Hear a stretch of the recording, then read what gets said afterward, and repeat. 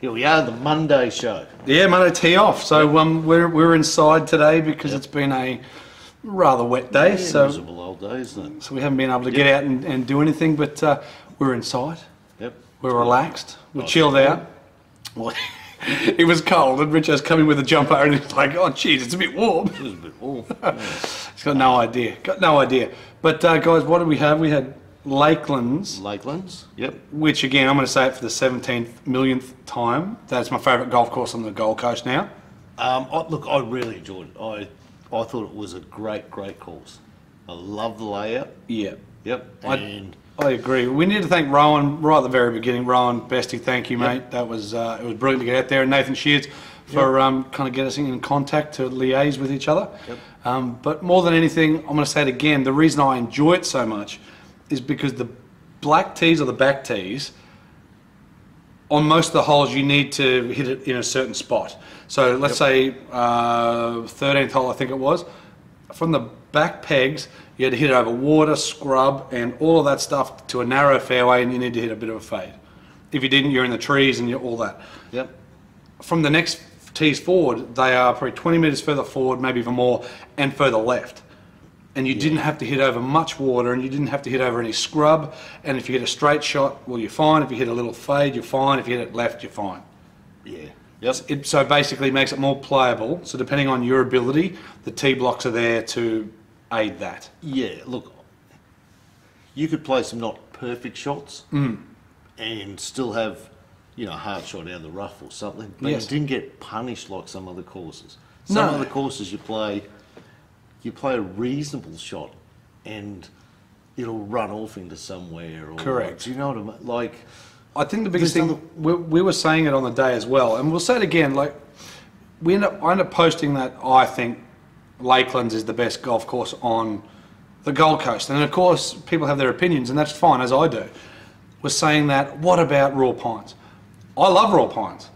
Raw Pines is just a very tough golf course. Like, you could be hitting it really well off the tee, and you could even hit it really well around the greens, and a couple of unlucky bounces or a couple of long shots or short shots, and you're stuck in all these swales, and it's so hard to get up and down. And for me, who's got a terrible short game, I don't necessarily enjoy that. I think you can play Lakelands all day, every day, and enjoy the challenge, but you're never going to want to snap your clubs.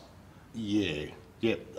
And there's so many good tracks around. It's impossible to say one's better than the other, but I enjoy Lakelands because it's so playable for everybody. Yeah. Off different tees. I agree with you. I looked at it that if I took my wife to Raw Pines, right, I think after 2 holes, just that around the greens, trying to get on the green, get to stay on the greens, she'd go, I'm going to sit in the car for the rest of the day. But she would enjoy Lakelands. Yes. Like, that's what I felt, because she could play off the forward ladies markers. I think if you check the ladies markers, you don't have to hit over any water at all. No. So to me, we would go there, get a cart, and have a great day out. We could both feel it with, you know, the course looks beautiful, the course is playable. You can spray a couple of shots and still sort of get away with it. I mean, if you play a horrible shot, you're going to get punished. That's it. But every golf course is the same. But it's those ones that go a little bit to the right.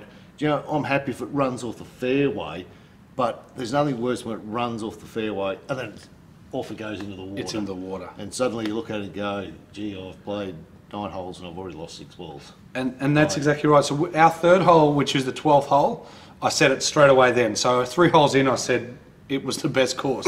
And it was, and the only reason why it was exactly that. So I didn't hit a great tee shot. It was to the right. Yep.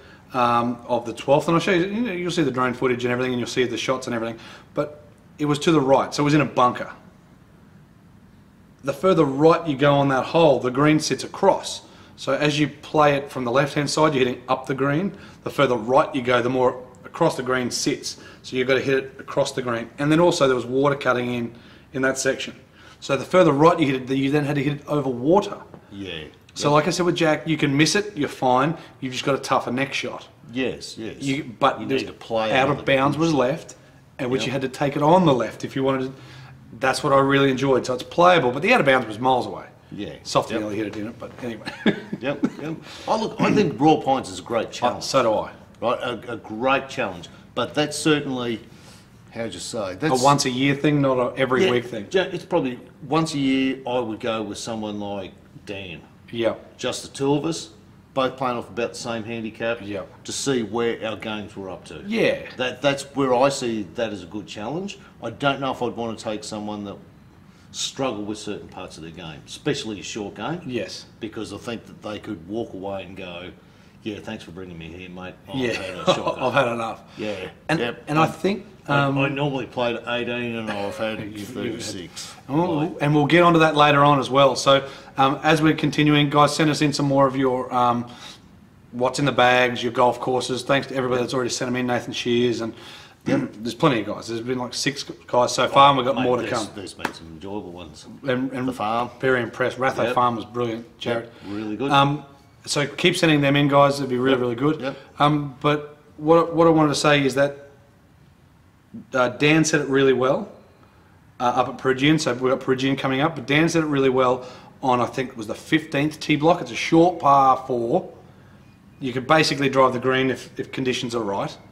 He goes, if you're playing this course once a year, you'll probably hit driver. And he goes, but the more and more you play here, you realise that hitting driver is going to make more bogeys and doubles than hitting 5-iron off the tee and 8-iron on. Oh, and look, some of the courses we go to, we do the same. Yes. You go, what are you going to do here? You're going to lay up. You go, nah. Yeah, it's driver.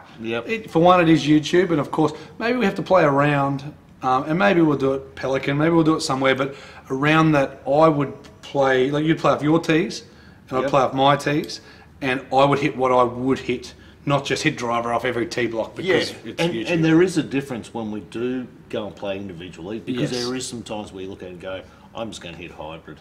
Yes. Because I don't need to hit, but... When it's a teams event, you just pump driver because you do it. Well, what's the point if someone puts... You play with Jimmy and he...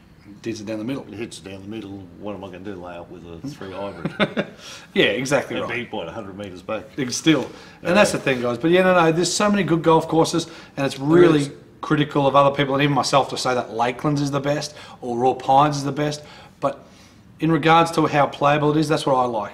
It's not overly hard. It's not overly long, even though there's plenty of long holes.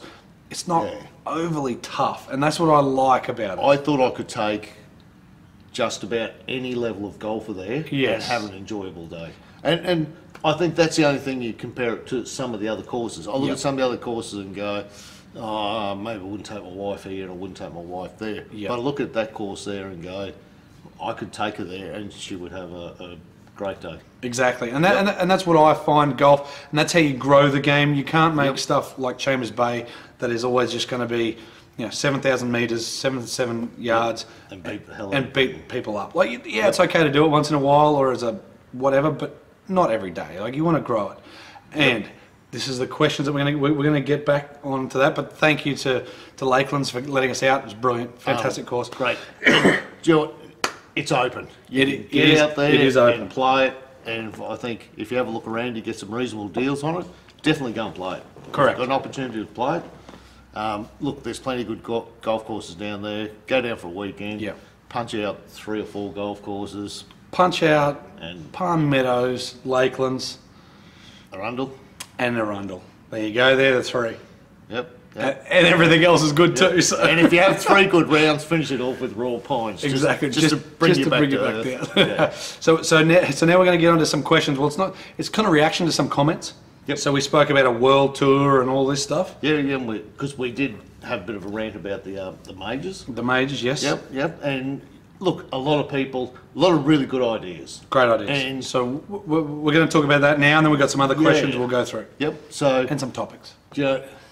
We were not trying to bag any tour. No. And we're not trying to say which countries should have them or shouldn't have them or which country is the best.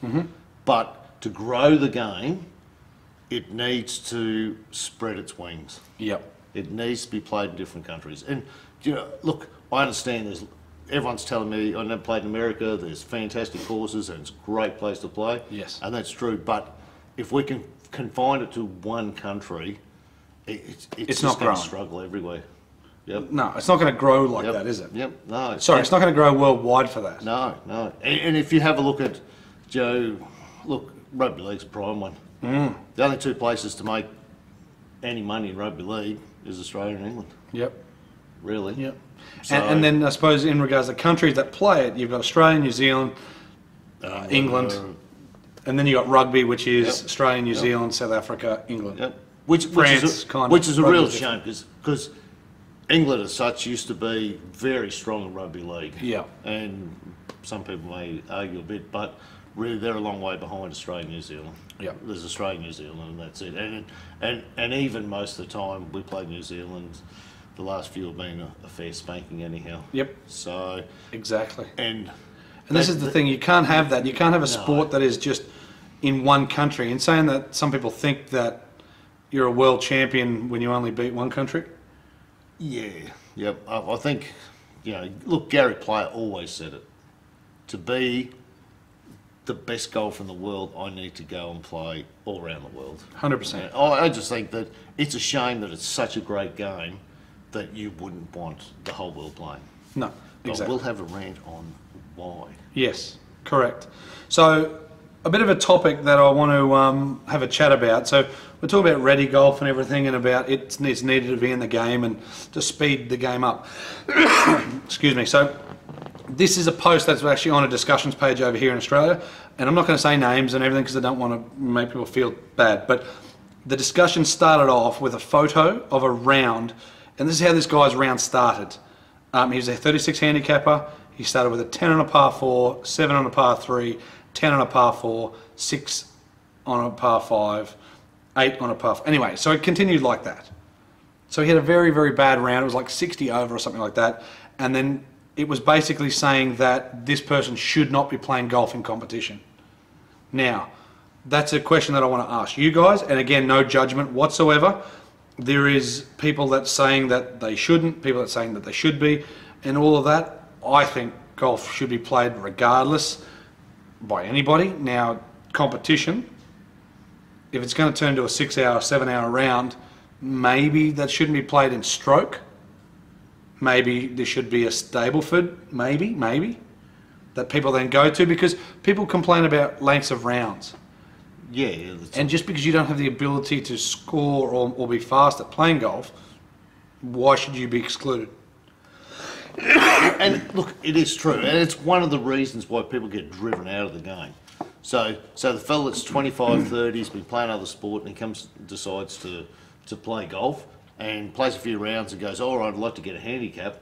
Well, he may well have been trying to get a handicap. Or, well, it said that he already had 36. 36 handicap, yep. But, people were basically saying that if you can't play to 27, get out, and all this stuff, and that's fine. I mean, because it's your opinion and everything.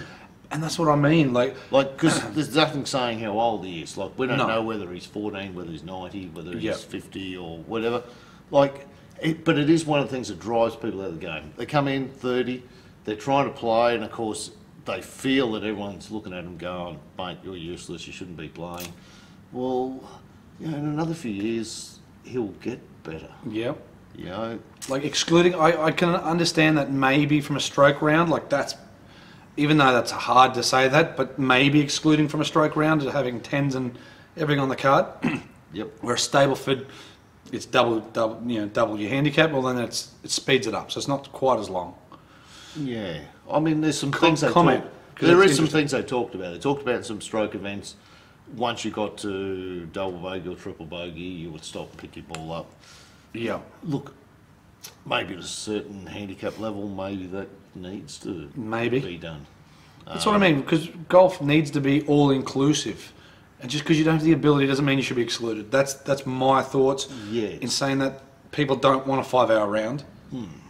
5 hour round plus, then people bitch about ready golf. I mean, one thing you shouldn't complain about is he's not going to win. No, he's not going to win. There's one less, isn't there? One less. So for those people that their whole sole purpose is to win, well, there's one less. Exactly. So, I don't know, it's interesting, but comment down below, guys, on what you think about that and whether people should be, doing that or not. I'm dying here. Richo's given me the... Mate. All right, we're kind of back. So, we've had a question from Jim. Question for you guys, if you don't mind. And Softy actually answered this question. First off, I've been reading a lot about funnel web spiders in Australia, and couldn't help to wonder if these are a problem on the course. Also talked about crocodiles and alligators, you know, in Florida where Jim is. Plenty of alligators around. Are crocodiles the same as alligators? No. Not quite. So not quite, but you really don't get any crocodiles until you get further up north. It's way north, Yeah. and often they tend to stay in the water than out of the water. Yeah. And if they're out of the water, they're in a real muddy sort of an area, which not I think really. they've built some of the golf courses where they haven't actually come into there as such. Yeah, correct. So funnel web spiders. I haven't seen any on the golf course. I don't see that many around. No, they're kind of more from the Sydney sort of area. Yep. So up here, different times of the year, you get a few redback spiders, which are a lot smaller, but they'll give you one hell of a bite. They reckon it feels like you've been kicked by a horse. Redback, really? Yep. They reckon they hurt like hell. I've been to a few over the years, and yeah, those people are in a fair bit of pain. For such a tiny little, you find a picture of a redback spider. Yeah, I'll put it up. Yeah, very small. It's basically a black widow with a red back. Yep, but they give you, one hell of a bite. Very painful, and make you pretty crook. So, yeah, they're a good thing to stay out of. Yeah, exactly right. But, I think something about Australia, 7 of the top deadliest snakes are in Australia. yeah. Yep. So that's good for here.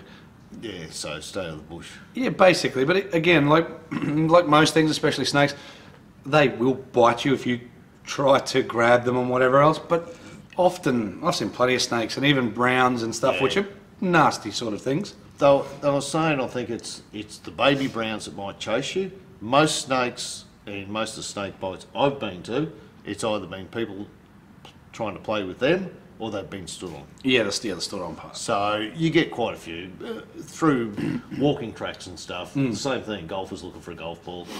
You walk through it, you stand on it, or stand near it. It's natural reaction like any animal. Yeah. No different if you stand on a dog's foot or a dog's tail. No, exactly right. Its natural reaction is to give you a little nip. Exactly. So, Exactly right. All right. So more questions. Jerry Manley, always commenting. Thanks for commenting. Send in more comments. Do any of you guys warm up before the start of a round, just like Miguel Angel Jimenez? Richo does. Yeah, that's where Jimenez actually got his warm up from. Yeah, sometimes I sort of loosen the hips up a bit. Otherwise, I pretty well, if you ever get some footage of John Daly, then I'm pretty much the same. Have a smoke and then tee off. I hit 5 balls before Lakelands. A couple of cans of Pepsi. Yeah. Beautiful. I had 5 balls before Lakelands, but no, we really don't warm it. We might have a putt and a half, and that's about it, and then we're straight to the tee. Yeah. We really don't. Yeah, very, very rarely. And then another question from Jerry is, if I or we or anybody could choose a tour to be on for a season, what would it be? PGA Tour, European Tour, Asian Tour, all that? European Tour. European Tour? You change your mind.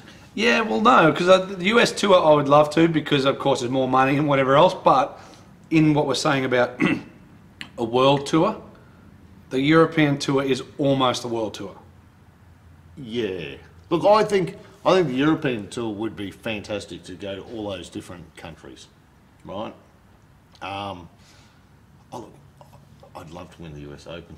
I don't know why. That's just But something you can still play. You can still be in the US Open if you are in the world rankings. I'd like to play the US Open and the Russian Open. The Russian Open, the dual Open winner, Richo Relaxo. Yep. I don't know if anyone's done that. I don't think anybody has. We got heaps more questions, but we'll have to get to that another time.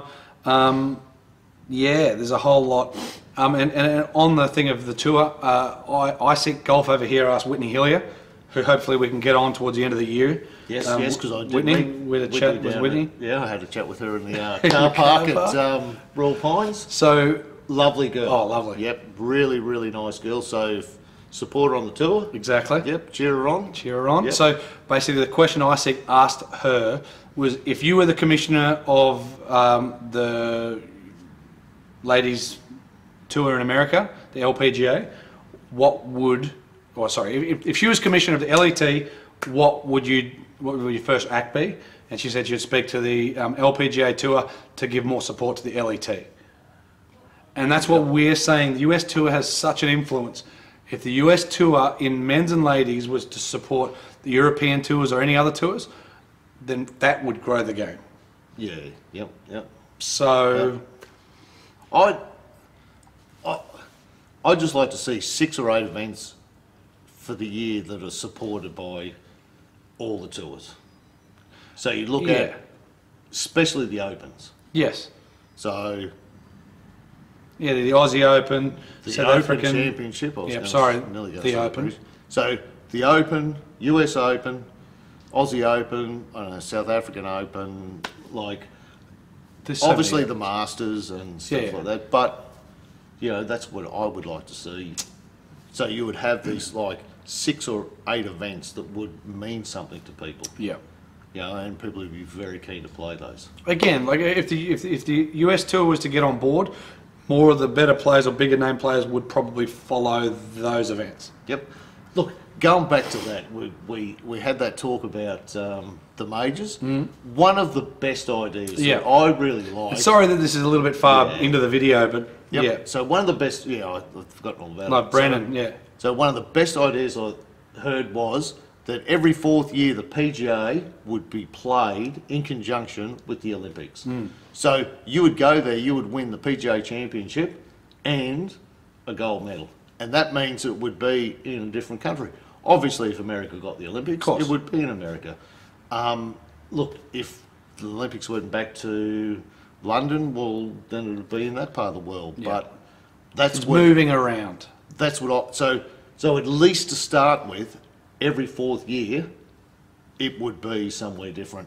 They would support it, the golfers would support it, because you got a chance of winning too. Yeah, gold medal and a major. Gold medal and a major.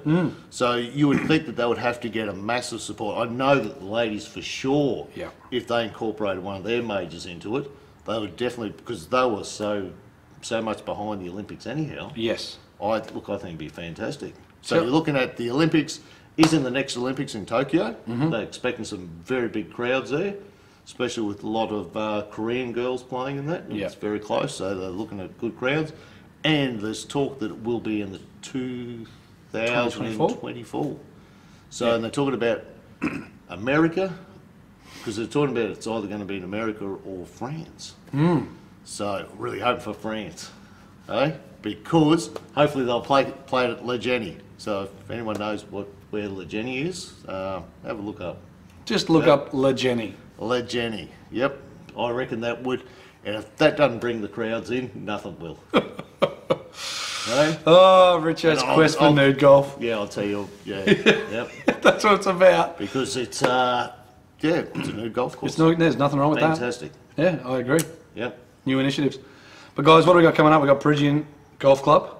Yep. So we got PEREGIAN. So it was myself, Softy, Richo, and Dan. Dan. Yep. I'm not going to say Dan the man. I'm going to say, because we've already got Dan the man, as in Dan. Yep. Demi Lovato. Yep. We've got Dan Morrison, the broken down left-handed tour pro, on your team.